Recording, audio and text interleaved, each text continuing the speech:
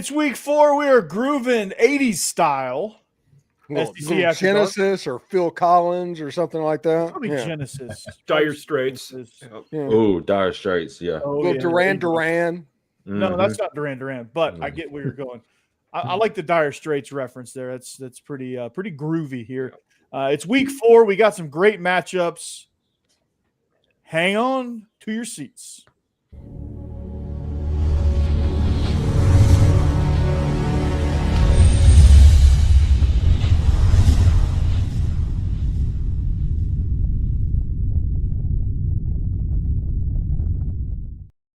All right, I don't understand the lava. I still don't understand the lava.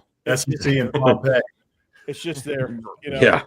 The SEC is just erupting with awesomeness. Okay? Yeah. That's what it is. Just like Hammer's Fu Manchu that he's never going to have. So I tell you who ain't, and that's Florida. Oh, he's going to have a Fu Manchu because A&M's beating Texas. Oh, yeah, 100%. 100%. We'll talk good about that one now, man. Yeah. What is that I hear? Is that people actually booing? Yeah, I got so much hate on the squad show, Steve. And that's Stephen Willis up there, Locked On Ole Miss, Jake Thomas, Bama After Dark, Mike Huseman, Off Season After Dark, and one half of the Biscuits at SEC, Boss Man himself, and I'm Corey Burton. But yeah, man, on the squad show, I was like, yeah, my bold prediction, Texas is not going to make the playoff. And Texas fans wasted no time jumping all over me. Yep. Saying, oh, you hate Texas, and if Texas makes the playoffs, you got to quit Locked On Vandy, all that stuff. And so I'm like, okay. Vandy has an all-time winning record against Texas, just so you know. Yeah. By like 4 games. You have to beat Vandy 4 times in a row. Yeah. So even. So let's cool off that talk. And I don't know if you've watched your own quarterback. You probably booed him several times, but he throws skippers and worm burners into the ground. Like it's not good. It's not good. He's kind of like Chuck Knobloch, man. He feels like he's got the yips right now. It's a little worrisome. Yep. Yeah. It is. It's very worrisome. How you doing, Jeb? Jokey. I can hear you now, at least. Yeah. There you go. Yeah, I got you. Yeah, no idea what's wrong with my system. That's Jeb Beecham. He ran to Best Buy just real quick, grabbed a microphone, so we're good to go. Shout out to Best Buy. All right. Jeb went to Radio Shack. They still have it? Circuit City. No. I got a package in the mail today from Electronic Express. Didn't know they still existed. Jake, you know what Circuit City is? Yeah, I've heard of it. I don't think I was old enough to visit one when I was growing up, but the last one I remember is Radio Shack. Now we got Electronic Express. You're very, very young. Anyway. Bossman, how old are you? 33. Okay, I'm older than you, so y'all hush about my age. I'm 35. I'm a man. I'm 35. No, you're not a man yet. You're not 40. not according to Mike Gundy, you're not. Right. Jake, when I graduated high school, you were like 3. 3 months old? Or like 3 years? Yeah. Yeah. So you were born in what, 91? 91, yep. Yep, I graduated in 94. Wow. Jeez. I was in 4th grade when you graduated, Steve. That makes you feel old. Yeah, sure. Awesome. No offense, but you know how, you notice how someone says no offense and then they say the most offensive thing of all time? Right. Yeah. No offense, but you're old. No offense, but you're an asshole. Yeah. I like adding respectfully at the end. I think that's the new way to do it. Respectfully. No offense, but you should respectfully. Bridge. Respectfully, of course. Yeah. Yeah. You need to go jump over a bridge. Respectfully. Yeah. Florida fans are going to quit adding respectfully at the end of the Fire Billy Napier talk. Yeah. Just go ahead and do it. With all due respect. Right. They should fire Billy Napier to the moon. No. Okay, so let's talk about our first matchups. We got a really exciting week, honestly. And Vanderbilt's 3-0. Like, are we in a bizarro world? Like, they have emptied the bench in 3 games. And 2 of those games were P4 opponents. One was a conference game against the team that was ranked 12th. Like, we're in a bizarro world here. Mm-hmm. We'll talk about that team later on. But Oklahoma and Auburn. This is probably my favorite game of the weekend. As far as the big ones go, because I enjoy being right, of course. And I said some things about John Mateer that I think are coming true about how good he is. I mean, I don't think I was going out on a limb that much, but I received some snickers and some jeers and whatever. But way to go out on the limb for the John Mateer is good talk. Yeah, exactly. Respect. Yeah. Well, due respect. Yeah, no, I totally. But I wasn't going out on a limb. But people acted like I was like talking crazy when I said John Mateer's gonna be good.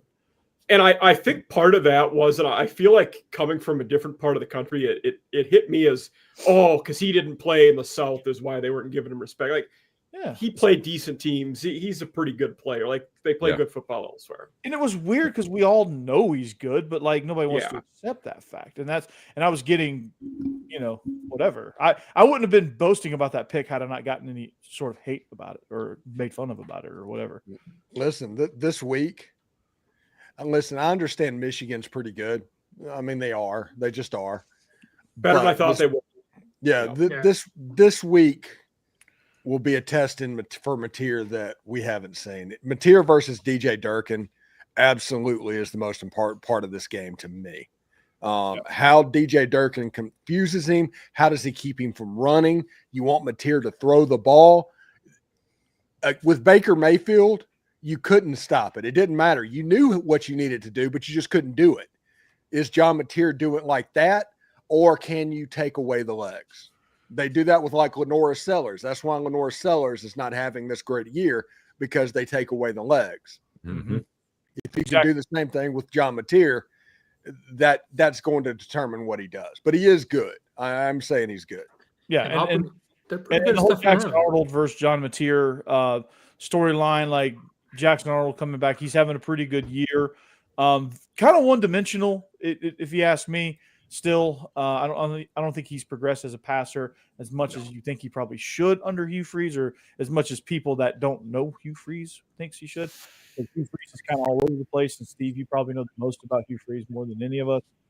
But I like this matchup a lot because I'm ready to see, because Brent Venables obviously knows the ins and outs of stopping Jackson Arnold. So I'm curious to see what he throws at him to really trip him up.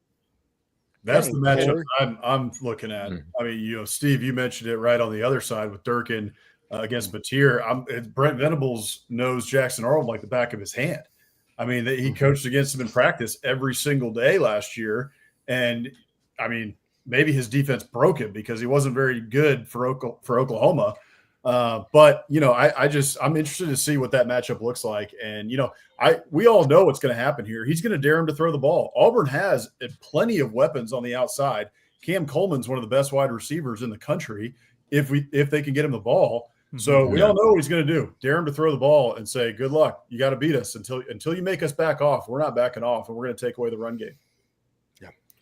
And we're going to throw a lot at you. And it's really, and it sounds cliche and it sounds very obvious to say, but it is the absolute truth. It's going to come down to which quarterback can do the thing they're most uncomfortable with better. Mm-hmm. And it's John Mateer and Jackson Arnold, who's going to be the better passer from the pocket. Neither of them are phenomenal pocket passers.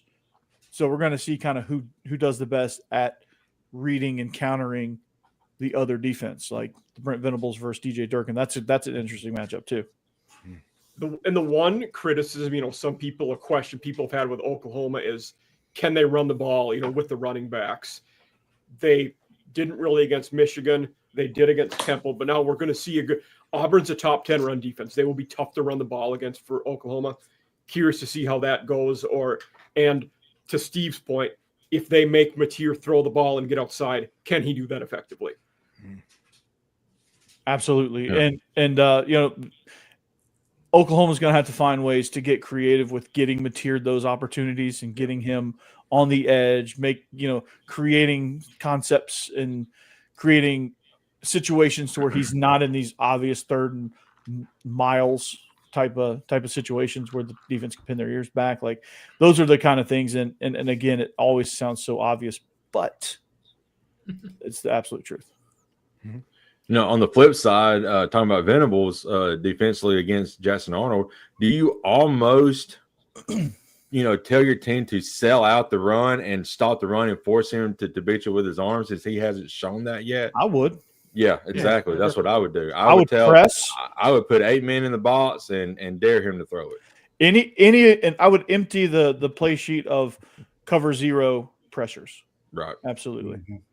Yep. You probably allow a few big plays doing that because their receivers are good enough. So it is risky to do that. It's very risky, but Yeah. I'll take my percentages, and if he burns me more than 2 or 3 times, then we're gonna we'll back off, and we'll hope the offense picks us up. Like those are the risks you got to take, and I think there's a big reward to that too. Especially if Oklahoma gets off to a fast start. If Oklahoma's able to get up, 7, 14, nothing, something like that, that's when cover 0, baby. Let's send the house, because again, we're going to play our percentages. Yeah.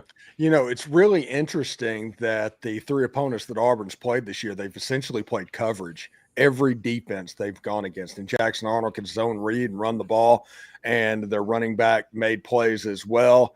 They haven't had to throw the ball. Yeah. If Oklahoma decides we're going to take away the run, we feel like our corners are going to be all right in press man coverage, and we're going to take that away. What does Auburn's offense look like? Because I'm going to be honest. Brent Venables can't lose this game. Yeah. He can't. You can't go through what you went through with Jackson Arnold a year ago. Let him go to another SEC school and then let him come up to your house and beat you. Yeah. Right. So he's got to take away what they do best. And how Dave Aranda didn't do that is beyond me. I guess he was too busy thinking about tossing midgets through the wall or something. I don't know. But they just got outmanned in the trenches. Oklahoma was just so much better on both sides of the line, I think. You mean Auburn? Or Auburn. Yeah, sorry, Auburn. Yeah. Yeah, but 3-man rushes dropping 8. You were always going to lose on the line. Yeah, and whenever the best defensive lineman for Baylor got injured like 3 plays into the game, that was a game changer of what went on. But I'm not convinced that Baylor's any good, if we're going to be honest about it. I think Sawyer Robertson is good, but Baylor as a whole, I don't know. Last year might have been fool's gold. I think they're a good skill team. I don't think they're good on either side of the line. Yeah. Kind of like the Gamecocks. We'll get to them. That's the next game. That's the next. All right, let's make a pick then. Oklahoma, Auburn. Let's dive in. Steve, start us out. I'm going to go with Oklahoma because the game is at home. It's a narrow score line at 4.5 points. Oklahoma's favored. I think they're going to win by a touchdown. I see a 24-17 type game. I think Venables is going to suffocate Auburn's offense and actually be up 2 scores, and Auburn's going to pull it within 1 score in the 4th quarter. But give me the Sooners. All right, boss man. Yeah, I think this one's going to be close too. I said it at the outset here. The Brent Venables against Jackson Arnold, I just think he's got the upper hand in that matchup, and I think he's going to frustrate Jackson Arnold for most of the night in this Auburn offense. I don't think we've seen enough from Auburn yet to really think that they can beat a team like Oklahoma. Oklahoma has shown a lot more. I mean, we saw them against Michigan. John Mateer has looked really good. This Oklahoma team looks like they're for real. Auburn played well in that opener against Baylor. You have to like what you saw there. I'm with you guys. I think Baylor's probably kind of middling. I don't think they're the top tier of the Big 12 this year when it's all said and done. But overall, I just think with this narrow score line, Steve, like you mentioned, 4.5, it's Oklahoma at home. I just think Brent Venables has the upper hand in this matchup here against Jackson Arnold. And I like John Mateer to have another solid game. So I think this one is probably like a 10-point win at the end of the day for Oklahoma. They probably pull away late in the 4th quarter. All right, Hammer. I'm picking Auburn. You can't convince me otherwise. I'm picking Auburn, War Eagle. I'm telling. Hey, if Texas A&M wins the game against Texas, that is coming back. And right now, after this past weekend, that looks so possible. Hell yeah, brother. Yeah. Well, I'll tell you this, that will be right after his wedding. So they will be soon to go on their honeymoon. So I will make him do it right before he goes on his honeymoon. That would be awesome. Oh my gosh. Hey, as long as he doesn't have it at the wedding, she can't complain. That's right. Right. That's right. Setting up to be epic, dude. So yeah, I'm picking Oklahoma. Honestly, I'm rolling with Brent Venables here. I just think he's just the more veteran defensive mind, and I think he's going to cause more problems for Jackson Arnold than DJ Durkin will for John Mateer, and that'll be the difference in the game. Oklahoma will do a couple of things better, and they'll end up coming out on the winning side of this thing. So, Jeb. No, I'm with y'all. In my opinion, if both teams are focused on stopping the run, especially the quarterback run, and forcing the quarterbacks to be a little more one-dimensional, I just trust John Mateer a lot more than I do Arnold. So I'm going to go with Oklahoma as well. Mike? Sooners for me. In this one, margins are fine. I don't have a lot of faith in this one, but I'm going the home team. Well, with the spread, less than a touchdown like this, I like them to be able to throw the ball. What worries me is Auburn's better on the line. Sorry, but I'm going Oklahoma. Jake. Yeah, I'm going Oklahoma here, and for both teams, really, the quarterbacks are going to have to get going, passing the ball a little bit. Mateer's done all right. Jackson Arnold's done okay, but if you look at around the conference at teams who's really passing the ball really well right now, Taylor Green's got 10 touchdown passes right now. Marcel Reed's got 9. So, the quarterback's going to get going in order to sustain some kind of, ability to win in this conference and moving forward. But right now, if I had to take a quarterback to lead me to victory, it's going to be John Mateer. So give me Oklahoma here. Yeah. All right. The thing on the comments is mentioned Zach Blackerby. One of the GOAT nicknames of all time is Zach Yapperby. Yeah. Fantastic. Yeah. And Steve, you were best dressed, man. Yeah, seriously. Yeah. Oh, nice. Congratulations. Nice. Yeah, somebody just commented on the SEC Squad show that I was the best dressed, and it got a like, and it wasn't even me. Oh, wow. Yeah. It's going to get 2 likes. Yeah. Maybe. That's So, man, that's awesome. Speaking of awesome, well, it's not really for Florida, but Miami takes on the Gators of Florida. Billy Napier, his seat's got to be if it's not red hot, it's getting there. He probably can't even sit in that seat right now. It's so hot. It's like instead of the floor is lava, it's like everything's lava. He is. It's basically Pompeii in games. Yeah, he's on a little pebble, just standing on it, just holding on for dear life at the moment. Yeah. What you didn't know is our intro was actually filmed in Billy Napier's office. That's the logo in the lava. So, yeah, this game's and with all of that being said, this is probably the game you don't want to be playing in that scenario. Because Miami is finally good, and not just good. They're finally we're talking about them as being one of the best in the country. We're in awe of Miami right now. Carson Beck is having himself a year, which I didn't know if his elbow was going to be still intact, but obviously it is, and he's having a great year. He doesn't have a girlfriend, so that's positive for him.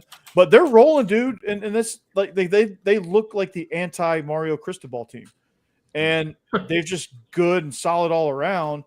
And then you got Florida, who, as Brandon Olson said from Locked On Gators, they have a playoff roster, but everything else is to be more to be desired.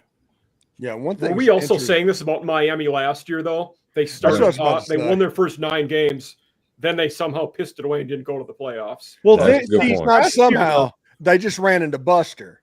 And if they run into Buster again, the same thing's going to happen again. But they went to Syracuse and allowed 40 in that game. It was fool's gold last year, Mike, because they had to they were back and forth with a very bad Virginia Tech team and had to win several last-minute games that they had no business being in those type of games with. They haven't done that really this year. They've taken care of business, so it's a different feel. I agree. It does feel. I 100% agree. It feels different. I was just I get the point, and it's a very valid point because that's kind of how Mario Cristobal teams operate. Yeah, but it is not factual this year, at least up to this point. Now, if they struggle with Florida, those doubts might creep back in.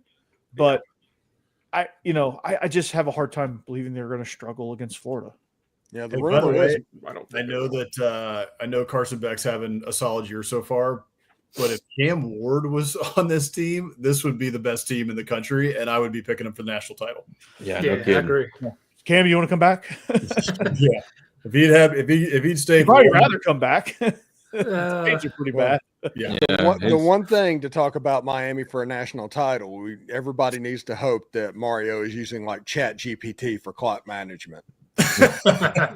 Or he has somebody in his ear going, Yeah. take a knee. Yeah, it's not even analytics. It's like, come on, we're going to teach you football 101. Let's start there. He got busted twice.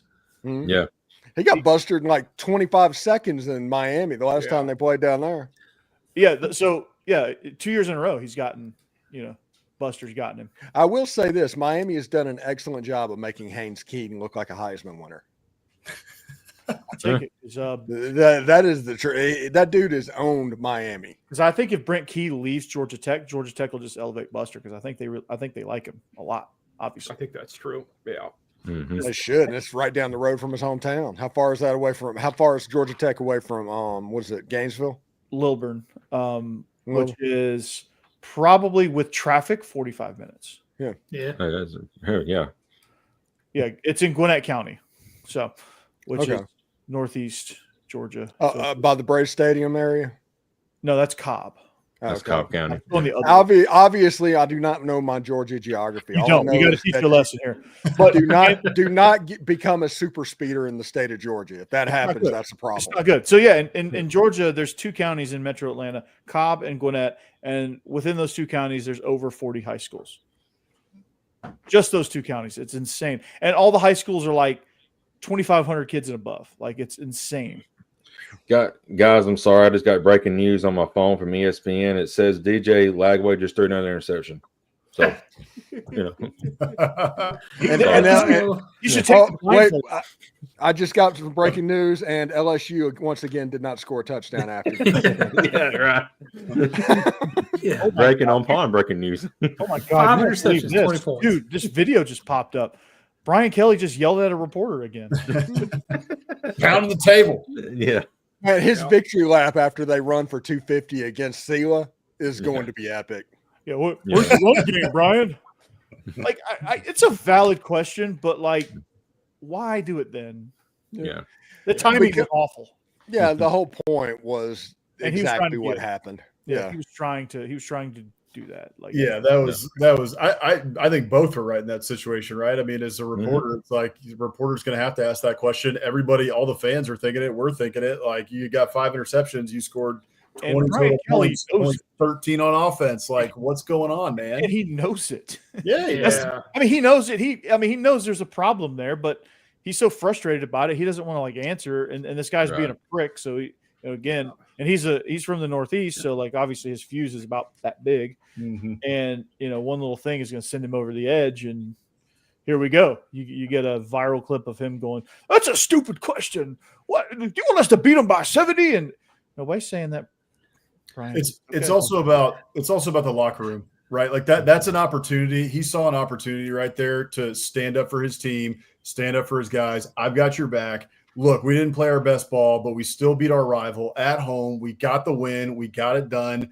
Get a win, get a W, move on. And he can, lambast a reporter and take that back to the locker room and say, "I got your back, guys. Like, look, it's not going to always look pretty, but if we keep getting W's, it doesn't matter. Just keep winning." A win's a win, no matter if it's by 1 point or 50 points. And then Sunday film session is going to be awful. Yeah, but the problem is, and this is the real problem, they have a quarterback that does not need to play against Sela. He does not need to play because he is injured in his torso. He's injured in his knee. He needs the rest because they have potentially a top 10 matchup next week in Oxford. Yep. And he has to play against Sela and get ramped up. That is more of an indictment on the offense than anything the reporter said. That is something that is real. The fact that they're going to use an injured quarterback and ramp him up for Sela, knowing that the next week is in Oxford, Mississippi, that's problematic. He's got to save himself for Vandy. I mean, come on, guys. You're talking about Sela. It's a real game that we're preparing for here. Anybody got her number? Who is Sela? Sela Ward, right? Sela Ward? Yeah. She sounds hot. She sounds like she'd be a guest picker on Biscuits and SEC. She does. Oh, seriously. We'll reach out. You broke the streak, guys. Come on.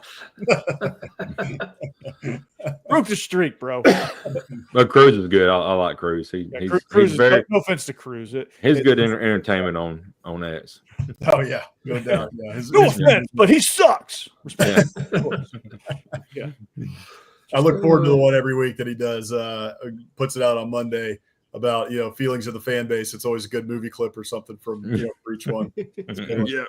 No, Cruz is great, and he was good on the pick. So I'm not hating on you, Cruz. I'm just having a little fun. But this going back to this game, I don't know how we got to this tangent, but sorry, off the rails. Because we go off the rails. This is ADHD personified in the podcast. But Florida, do they have any shot? Let's make a pick here. And Jake, I'll start with you. Does Florida have any shot? Unless they get hopped up and maybe last year they got behind, there's rumors of Billy Napier getting fired, and they got pumped up and won out, after that. So if those rumors is coming back that he's on the hot seat again, he could be fired, then they could get up and play hard. But I just don't see any way that they win, this game versus Miami. Jeb? I don't know. Florida has lots of talent. Obviously, they could just play outstanding and win the game. It could happen. It could, but I can't make the pick based off what might happen in some wild fantasy world. Right now, I'm just doing it off based on what we've seen so far. And so far, we've been impressed with Miami by a lot. We've been very disappointed in Florida and how they've played. How could you – and the line's not even that big. 8.5 is not a huge line. How could you pick anyone but Miami in this game? I just don't understand it. One thing that's interesting that we probably need to keep an eye on is, does DJ Lagway shut it down if they lose to Miami? Because it's only been 4 games. He can keep a red shirt. Does DJ Lagway shut it down and transfer out? Because if Florida loses to Miami like we all think they're going to lose to Miami, Billy Napier may not have a job on Sunday. Yeah. And if Billy Napier doesn't have a job on Sunday, you're not going to have DJ Lagway. Yeah. Maybe they'll trade with UCLA. Florida can have Nico. That would be hilarious. That would be really funny. Because that worked for us to trade with him. I'm just saying. You got Aguilar. Yeah. So that's an interesting point, because I think if they lose a hard-fought game, I think Billy Napier's coming back. I still think his seat is hot, but I think they're not going to fire him right away. If they go out, if they go out and just get stapled to the wall, it's going to be, it's going to be bad. Which could easily happen. Yeah, that could easily happen. They could get their books knocked out of their hands, shoved in the locker, and given a wedgie and a swirly, and that would be totally. I just went to all the '80s movies references, by the way. So that could totally happen, and Billy Napier could be gone. And to me, I think if Billy Napier, if somehow they go on some sort of run and he survives this season as the Florida head coach, which is highly unlikely, but if there's a scenario in which they keep him on as a head coach, he has to give up play calling. He has to. He is ruining it because he can't do both. Do y'all remember when Billy Napier? Yeah. Do you remember when Billy Napier was the offensive coordinator at Clemson in the last game that he was at Clemson? Yeah. West Virginia beat them like 77-7 or something like that. 77-3. I forgot about that. Yeah. All right. 14. It's the Orange Bowl, I think. It's brutal. Yep. And that was Geno Smith looking like, typical like 2003 vintage Mike Leach quarterback, like Graham Harrell back there. Yeah, you're like, what the hell is going on here? That was Taj Boyd and Sammy Watkins. Was that those guys? I think so. Yeah. Taj Boyd, They had a lot of talent on that offense. Yeah, to only score 14. I mean, the defense obviously completely blew it as well. But yeah, you're sitting there going, what? Yeah, that was brutal. Yeah, that was brutal. And I think you had a young DeAndre Hopkins too. I think Hopkins was like a freshman, or they had some of their national championship receivers as young guys then too. I think I'm pretty sure. Has West Virginia scored 70 combined points since then? You know, yeah. Rich Rod is back though, so they're on the rise. They're Yeah, actually Ford is they're against actually Pitt, I good. think. Yeah. Yeah. They're actually good. Yeah. They're actually good. But their best But they running got back beat- though, for the season now. Yeah, that's right. And also they got beat by Ohio. So they're not good. I didn't see In that. fairness, they might win that conference. But yeah. Well, yeah. Ohio is good. West Virginia is Almost in the midst of a coaching change. Absolutely. The Rich Rod, yeah. Yeah, I think they Ohio won backyard brawl, so I feel good about that. Ohio kept Ohio State to like 17 points to like the fourth quarter, and that's when Ohio State finally pulled away. But they're a really good team. I think Ohio State's pretty mid too. Yeah, I think they are. They are mid. Yeah, they are mid. I think The top 1-2 teams that just started the lost too season much. are trash this year. I wouldn't say Ohio State's trash. They're just, I think mid is above trash. But yeah, Texas, I think they're mid headed for the trash can. Yeah, They're always trash. They've always been trash. Texas is like the bottom of the garbage disposal right now. Just spinning and chewing it up. You know, know, even how I know- Ohio State was last year. They didn't take it out That of when you second or say it, third right? gear until late in the year, and then they went on a heater too. So, That's that's true. true. They started off rough. yeah. All right, so who did I leave out? Boss man, are we picking Miami? Yeah, me and Mike. So I'll roll first. I mean, the only thing that scares me is looking at our pick sheet.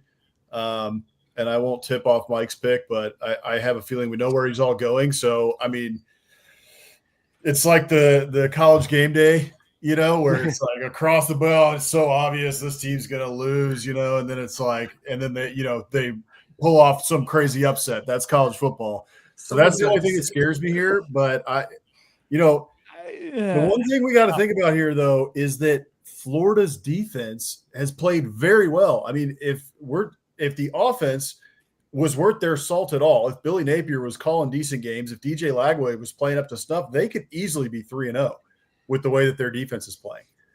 Miami, they beat Notre Dame 27-24.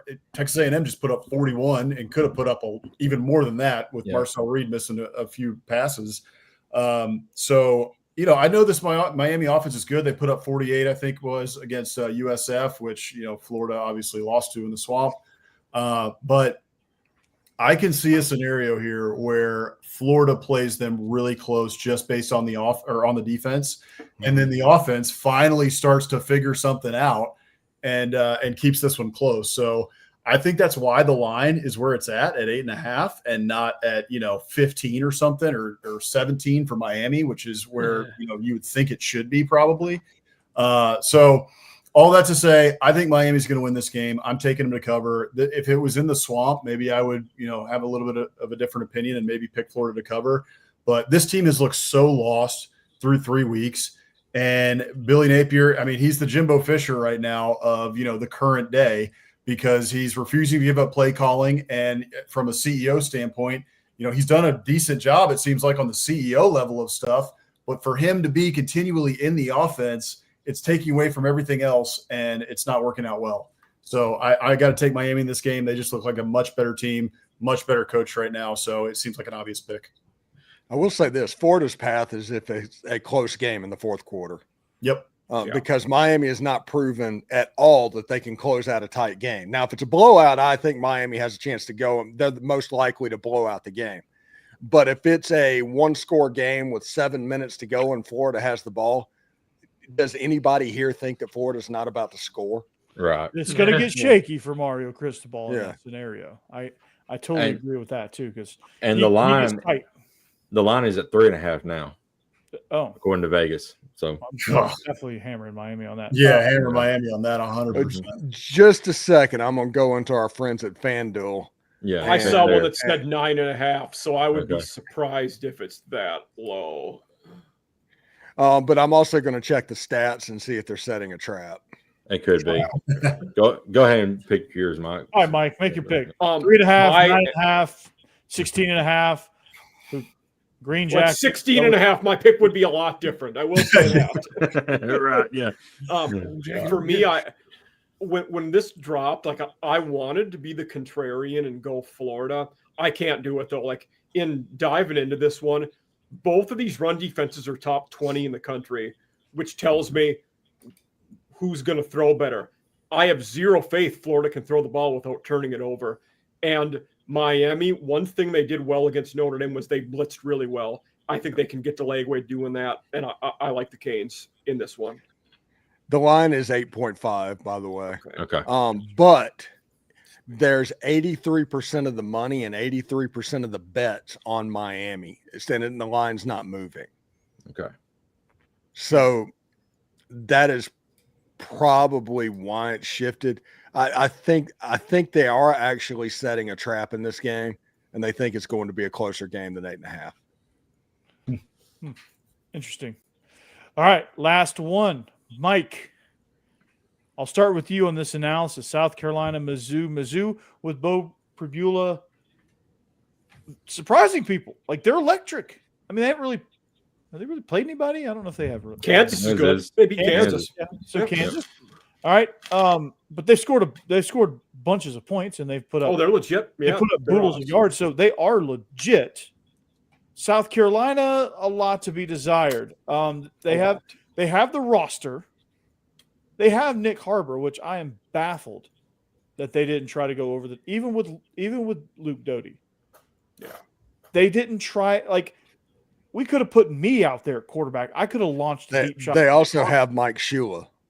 Yeah, I know that, and that's the problem. But like, it's criminal that they didn't try that, even with LaNorris Sellers in the game. Like, they never went over the top to Nick Harbor, who, I don't know, 6'5", 240, runs a 4.3.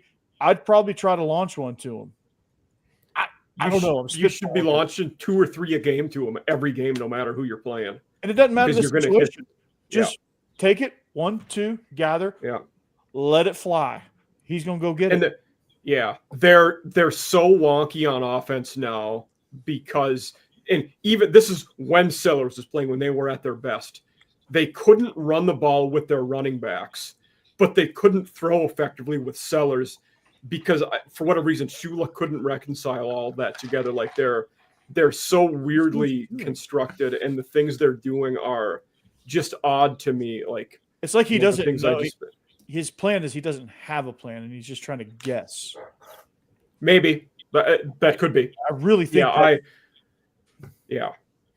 It's just there. One thing I wanted to, like, my observation, I don't know if you guys would agree with this, Sean, they seem extremely predictable most of the time too. That's because you don't know what you're doing, and you're looking at you're staring at a sheet that's a freaking Cheesecake Factory menu, and like, you have these situations, and you're a robot. Mike Bobo does this a lot. Yeah. It's those type of coordinators where they have these massive play sheets, and they're just reading. Like, if you're a reader, you're not going to Jimbo couldn't find the plays. That was his problem. He looked like just got his stack of papers knocked out of his hand, and he had to quickly gather them. It always looked like that. But with Mike Shula, he's like looking. Buster watches the game, and he'll jot down notes between series, but like, when they show a shot of him, he is looking at the game and he is calling it. He's staring down at the field. When you see Mike Shula calling, he's looking down at his sheet. Like, and it's just not there. It's just not clicking. To be fair, Bobo is the only person that can get Georgia players to slow down. Yeah, I'm sorry. That up on a T for you, Steve. There you go. Yeah. Well, but it does sound like Sellers is probable to play. Today, the news is he's trending towards playing. Okay. He still hasn't been convincing. He's not throwing the ball well, other than, there was the deep shot against Vatek. And that first series, he was in a rhythm. Austin Simmons got taken off the injury report entirely on Thursday. And on Friday, he wasn't there either. And once he got into the game, he had to go in, and whenever Trinidad Chambliss cut his thumb open, and he came in for like 4 plays, and you could tell it's like, oh man, he's not ready to play. Yeah. He should not be out there, and he re-aggravated the injury, the whole 9 yards. So I hate to hear that. Yeah. But like, for Mizzou, this game, like I think Mizzou is going to do a lot of what Vanderbilt did. Like I think Perbula is going to just overwhelm this defense, who's going to be on the field a lot. And I just don't see an avenue where Carolina is going to have they're reeling right now. They're absolutely reeling. So to me, I like if Clayton White can figure out how to stop the bleeding and shut down and frustrate Bo Perbula and not let him run rampant. Yeah, the Gamecocks avenue to win this, turn this into a rock fight. Yeah, basically, they need to turn it into a rock fight. They need to figure out. I don't care who's the quarterback. I don't care if you go get the drunk dude in the front row that's screaming at you. Just go get him to launch as hard and far as he can, and let Nick Harbor go run up under it. You gotta take some shots. I don't care who your quarterback is. You have to take shots. Agreed. Yep. And that Speaking of which, slightly related, Drew Aller was 16 of 29 for 200 yards with a touchdown and a pick last week against Villanova. Oof. Perfect game for a Penn State quarterback. Yeah, my gosh. And speaking about Bo Perbula, it's like, good gosh, James Franklin, they've been bitching about the wide receivers for the last couple of years. And you got Trey Wallace catching 100 yards a game at Ole Miss. Mm-hmm. And Drew Allers, they're doing, no matter who the wide receiver is, it's exactly the same production. It might be Drew Aller. Mm. It's not Drew Aller, Steve. It's the receivers, okay? It's the receivers. Franklin ruined so many. There were a bunch of good coordinators that washed out after a year or two with him, though. He killed more old coordinators than anybody. Yeah, he hasn't been right since he was at Vandy offensively. I don't think. I think Jordan Rodgers was the last really good quarterback that he had. Yeah. Trace McSorley? No. It's tough to say he's not better than Rodgers, though. I don't know. Rodgers won 9 games at Vanderbilt. That is I also remember true. being impressed with him. Well, That is also true. I think we can have two truths here. I don't think either one of them is alive. McSorley was his best quarterback. Of course, Jordan Rodgers had Jordan Matthews, which that was a cheat code to begin with. Yeah, right. That was electric. And I think Jordan Matthews is trying to join the coaching staff at Vanderbilt, by the way. Mm-hmm. Which would be interesting. Yeah, Ole Miss added Dante Moncrief to replace them. There's a name I haven't heard in a while. Mm-hmm. Yeah. Did you guys know? Mike, you might know this name. Steve, you definitely know this name because he was like a massive recruit when you and I were desk neighbors. Nate Shieldhouse. Remember him? That was a quarterback, right? Yeah, from Missouri. Iowa State. Didn't he go to Iowa State? He went to Illinois. You're right. Yeah. Right. Yeah. Went to Illinois. He was on. They really featured him as one of the top quarterbacks in that ESPN Kirk Herbstreit Classic. He's with the Rams now. Yeah, he's the OC, he's a OC with the Rams, I think, right? Okay. Or the quarterback's coach. Yeah. He's something one step below, pretty high level. That was the name. I was like, Nate Shieldhouse. Wow. Okay, here we go. This is random. So my favorite thing at my time at Rivals is the biggest pain in the butt that I had was Cody Parkey's mom. She called literally every day. Why doesn't my son have highlights up? Why doesn't my son have highlights up? He's like, your son's a freaking kicker. He's a kicker. I'm watching this left tackle from Virginia just maul people. Your little he's like, what is going on? But it was Cody Parkey's mom. Just get out of here. Wow. Steve, the wall. I don't know. We used to get all these, they used to send, this is before Huddle. So we'd get all these shipments and these people would send all kind of stuff. And the special stuff we would save and put on the wall in front of our desk. It was this person, they sent a DVD and then they had 4 pictures of their kid, random awkward angles, their kid wearing shoulder pads and a helmet, but no jersey, in the driveway wearing sweatpants, and they're just posing all weird. You're like, what is this? Yeah. Or glamour shots, hair blown back, they're in their jersey, they're just looking all majestic. Keeps it's like, picks. yeah, it's like, what are we doing? All right, we have 15 minutes. Let's pick it. Oh, snack. Yeah. All right. Oh, yeah. Mizzou. Okay, I'll start it off. All right. Bo Perbula is going to have a field day here. Sorry, Mike. But South Carolina is reeling, and I think Missouri is arguably one of the most underrated teams in the league, maybe even in the country. So give me the Mizzou Tigers. All right, I'll take it from there. I'm going to go with the Gamecocks to cover here. I think Mizzou wins the game, but I think the Gamecocks cover. If we remember last year, let's rewind all the way back to South Carolina versus Ole Miss last year. Ole Miss beat the brakes off of South Carolina. South Carolina then went on to win, 9 straight or something crazy. So I think we're in another scenario like that here, but maybe not going to win 9 straight necessarily here. I don't think that South Carolina wins this game. I agree with you, Corey, that Mizzou is a very underrated team. I picked him to go 9-3 this year. I just trust Drink at this point. The guy knows what he's doing. He just seems to continually win games. He wins games in tight spots. He's got them at home as well, which is nice. But I like the fact that LaNorris Sellers is playing in this one. This is the first team that Mizzou has really played, that has a talent level of South Carolina. I don't think that Kansas was at the talent level of South Carolina. They're a well-coached team, but they don't have as much talent as the Gamecocks. So I think that it's going to be a little bit closer than the experts think here. Shout out Lee Corso. Enjoy retirement. And but I like Mizzou to win in this game, but I do like South Carolina to cover here. All right. Let's go with Jeb. Yeah, I might as well go next. Do Around the it horn. in the row here.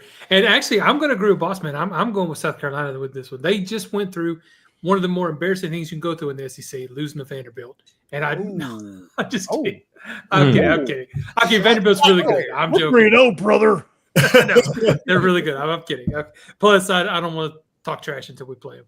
But after that, then I will. No, no, I really do think that South Carolina, with LaNorris Sellers back, I think they'll play better.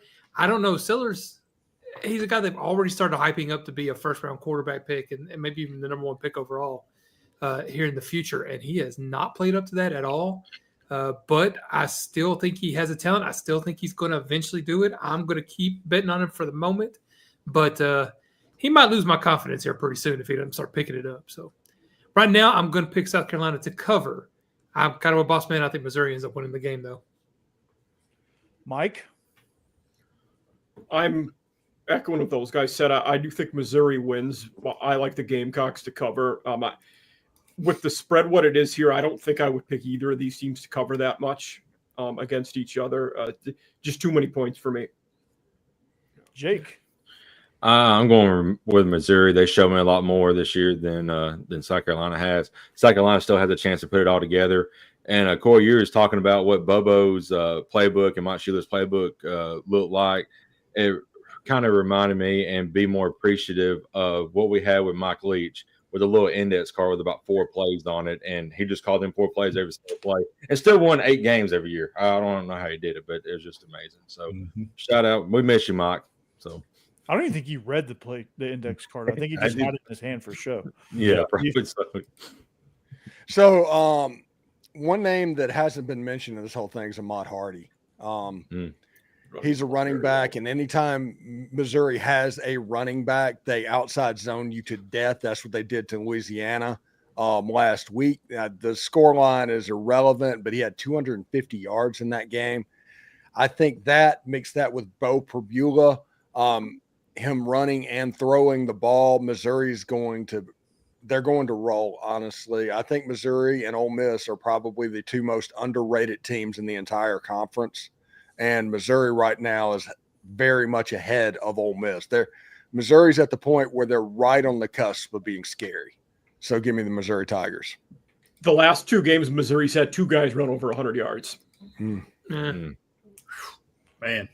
All right. So Trust Drink, baby. there you go. All right, let's get into the rest of our picks. All right. The most important game, SELA. No, we're all rolling LSU on that one. Texas. That's an interesting one. We're not going to get too much into it, but Texas is in 41 points better than Air at this point. No. Yeah. No. Yeah, with Corey and Cassie. I'm starting to kind of regret that. It's not good. That might be my Longo special, man. Yeah, I mean, they have the Sam talent to do it. They just have not done it. Sam Houston's pretty bad, so I'm gonna take a chance. All right, UAB Tennessee, the Trent Dilfer special. All of us except for Becky and Mike are on Tennessee. And then me and Becky were the only two on Florida State too, by the way, just for reference. Becky picks against those big spreads, so I understand where she's coming from. It's so many points. She's the only one over 30 wins in the pick'em so far. So. Yeah, picking against the spread has worked out. You can all are out. Two teams that are running the ball so much, I'm not taking that big of a spread. For some reason, I have linked up and I guess I followed a bunch of UAB fans because I get a lot of their tweets, and a lot of them want Trent Dilfer fired like yesterday. So I think there is rocky ground there at UAB right now. I think they will blow out. So, and I will admit, as good as Tennessee is at scoring, they probably will not play Aguilar through more than the first half. So it might not be that big of a spread. I hope so. But we'll see. Maybe they get up by 42 early and then just kind of coast. But anyway, give the young guys a chance. Steve. Yeah, you was talking about. You said you and Corey picked Texas against Sam Houston. Cass. That's what we was talking about. Yeah. What'd you say about me? Yeah. What? Jake. All right, Steve. Ole Miss Tulane. Tulane had a really cool graphic. I must say. Yeah. But, it's really cool. I mean, for obvious reasons, you can't like it, but you can actually appreciate it. But it looks like I'll say this without giving away everybody's pick. This is one of our blue games, but we're all unanimous on Ole Miss. Steve, why are we all unanimous on Ole Miss? This is actually a good matchup for Ole Miss. I mean, Tulane is good. Tulane is potentially the top G5 candidate to make the college football playoff this year. They are really good. They are. Yeah. So don't hear me say they're not. But Tulane in run defense this year gave up 6 yards per carry to Duke. Now they blew out Duke, but Duke low-key sucks this year anyway.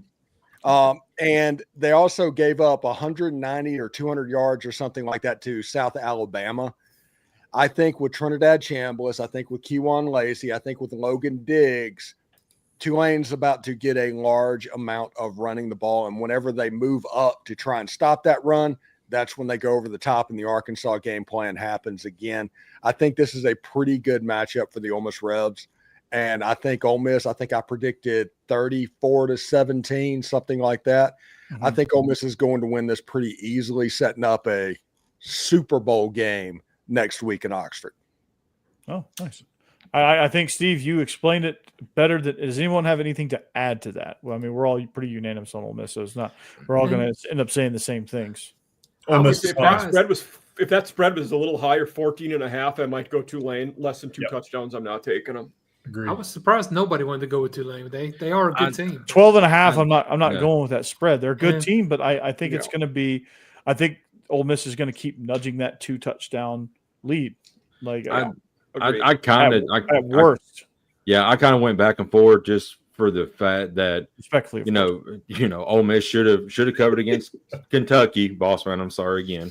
You lost that bet, and then you're right. Yeah, so they have problems covering. But I think they do here because of a guy named Trinidad who just all of a sudden just has blown on the map for Ole Miss. So, Steve, will y'all have a QB competition?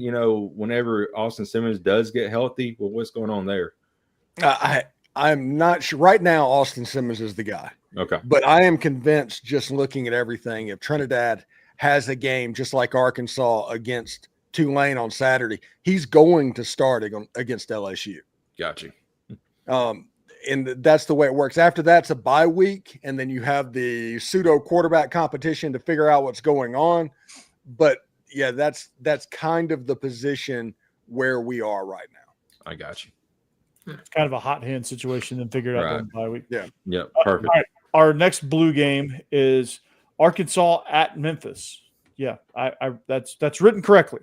Arkansas at Memphis. We are unanimous with Arkansas. Are we just not on Memphis, or are we just? That spread is so close. There was little variance on the whole this week, and looking at the whole spreadsheet. If you look at this sheet, there was so many where it's everyone or everyone except one person. Yeah. Oh, I made a mistake. Apparently, she picked Sam Houston. My bad. Oh yeah. Well, in this game, I actually do have a nugget. Am I the Lone Ranger? I have a nugget for this Arkansas-Memphis game. Is it Ole Miss played Georgia State and gave up 60 yards passing. Then the next week, Georgia State played Memphis and had 340 yards passing. Oh. That makes me wary of the Memphis secondary and Taylor Green and Bobby Petrino getting after it. I think this game might be a little bit of fool's gold, and it could be a 3-4 touchdown victory for Arkansas in the Liberty Bowl. Mm-hmm. Yeah, I think Taylor Green's going to – what you going to do when Taylor Green runs wild on you? You know what happened that game, though, Steve? You weren't talking about it. TJ Finley started for Georgia State that second game. That's why the passing game got better. You know they do two quarterbacks. On like 3 days of practice. Yeah, screen pass. Yeah. That's awesome. Yeah. All right. Speaking of TJ Finley, Georgia State does 2 quarterbacks. And they have arguably one of the best receivers in the country in Ted Hurst that no one's heard about. I've heard about him. He's electric. He's good. He's intelligent. He had one catch against Ole Miss. Yep. He had one big catch against Vanderbilt last year. Among several. Oh, was that the guy in the corner of the end zone? That was the guy.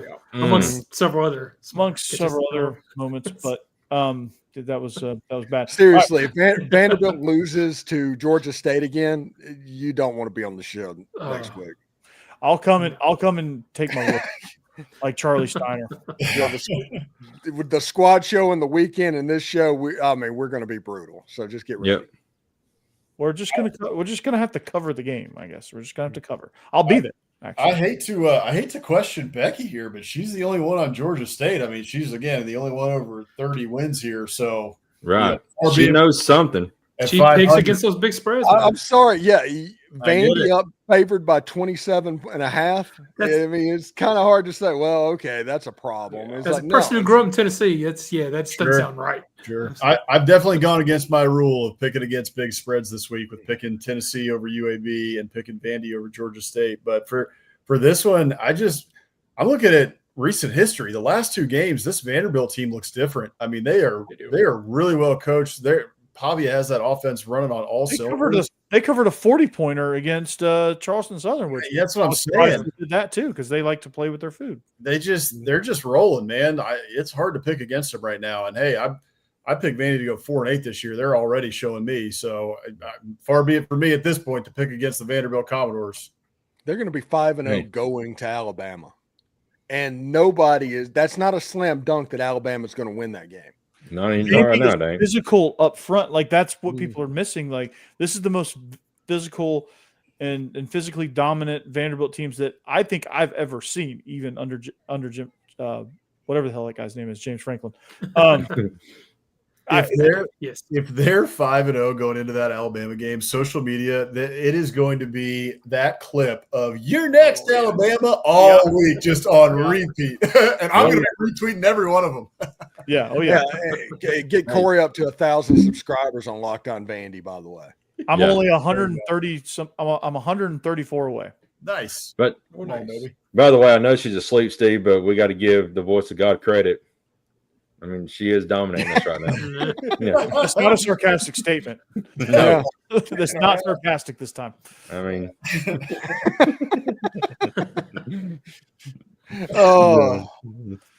so Vandy, please, I'll be there. So I'll bask in the shame if it goes poorly. I think that's it for our picks. I think that was the last one. We all picked Mississippi State besides Mike. I think Mike picked NIU. Why'd you do that, Mike? Just spread. What's wrong with you, Mike? Yes. Oh, what's wrong with me? Way to be different, Mike. Yeah. We got another hour. Would you cut your sleeves and your brain at the same time? Corey, you picked Texas. You're not allowed to have a vote. Yeah, that's true. Right, Mike, and I use a pretty good run team, and we're talking more than 3 touchdowns. I don't like that spread And State's still at the point where they could throw up a stinker. Yeah, they are. They're still there to where NIU was in the game in the fourth quarter. Everybody's like, what's going on? And no, you just played Alcorn State last week. There's going to be a speed difference this week. Yeah. For me, that's just too big. Yeah. And NIU is usually pretty feisty. But They beat Dame last year. Yeah. I'm still rolling with the other. And now everybody is. Yeah, everybody's beating Notre Dame. That's true. All right. Cassidy couldn't said it better myself. Take us away. All right. That is it for the picks. I picked Texas because I'm a doofus, apparently. And we are SEC After Dark. It is week 4. These games are going to be exciting. These games are going to be electric as always. I can't wait for next week for the Georgia blackout against Alabama because it went so well the last time. Oh my God. Was that they're being serious by doing that? I think so. I think they are. Oh my! I think so. Reclaiming it, baby. Yeah, how to get it back? Yeah, I don't know. Kalen DeBoer needs to bring back Scott Cochran for just that game. They're going to the funeral. Yeah. Yeah. So that went well last time. So yeah, why not try it again? Just go with it. Kurt, that if they're doing this, if this is for real, Kirby knows he's going to win this game. He does. Yeah, he's got to. Yeah, you don't mess with that kind of karma unless you are absolutely sure. I guess so. Okay. All right, here we go. Buckle up is all I'm going to say. That's next week, though. We'll talk about it more next week. But Boss Man won half the biscuits in SEC. They're absolutely crushing it. Maybe look at another hot chick on next week to make the guest pick. But I guess what's her name? Taylor Davis wasn't available. Alyssa Lang, or we got it. We got the whole sheet ready. Alyssa Lang, we got to get her for a good South Carolina game. She'd be a good pick, regardless. That would be a cool guest. Look, no matter what. We're going to try and get anybody. If anybody's got some recommendations, shoot us a DM. But we're having a lot of fun with the guest picker segments this year. Yeah, and we'll keep it rolling for sure. So y'all check us out at Biscuits and SEC. It's awesome.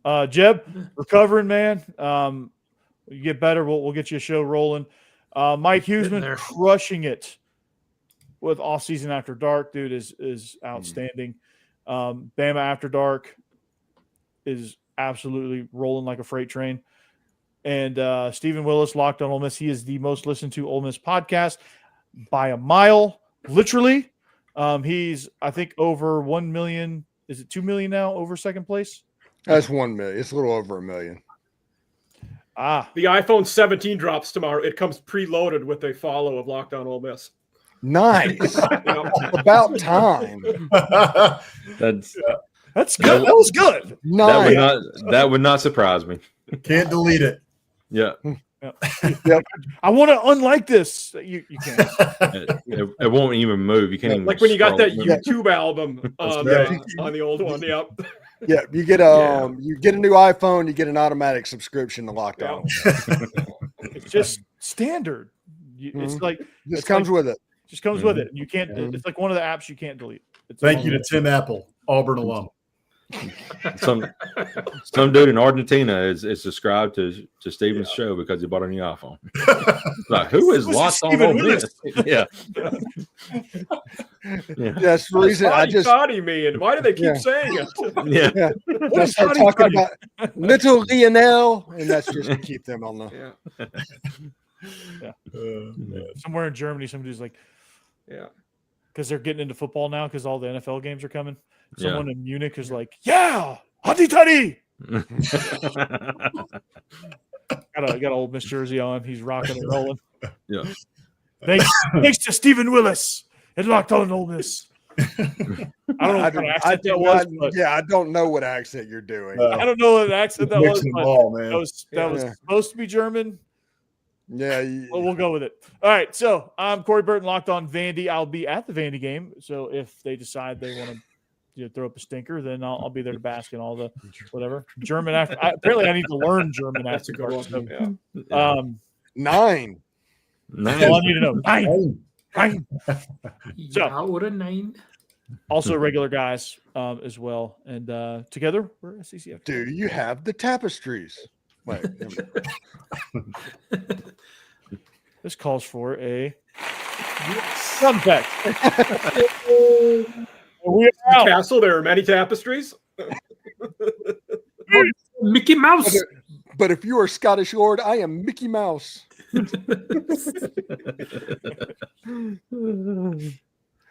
Oh. Oh, beautiful. I don't think it ended. I think we're still live.